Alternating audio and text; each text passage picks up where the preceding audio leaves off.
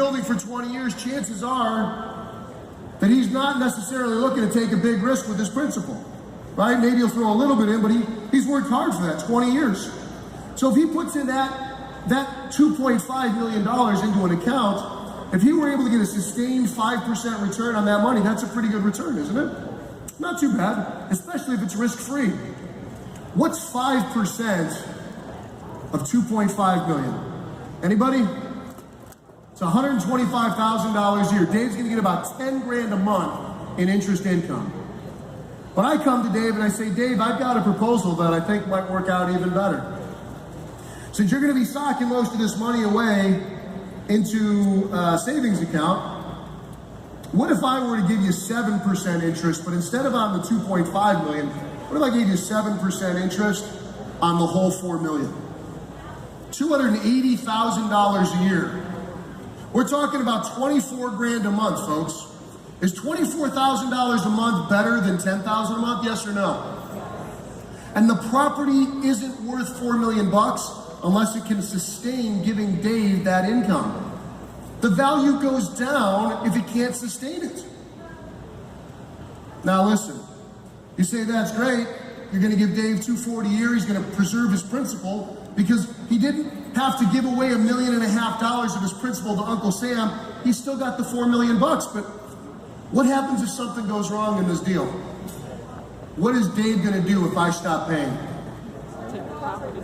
What's he gonna do? He's gonna take the property back. Let me ask you a question. Is there any collateral in the universe that the owner is more comfortable with than a building that they've already owned for 20 years? No.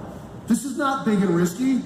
So I give Dave $100,000 down payment or deposit, or $50,000. Folks, it is easy to raise the capital. How many of you, if you had an asset that was allowing you to throw off positive cash flow to cover the mortgage, cover all of the expenses, how many of you would be interested in buying the building if that was able to still throw off a strong positive cash flow and you could acquire it without qualifying? Who'd be interested in that deal? It's a phenomenal deal, and that's exactly what we've set up with Dave.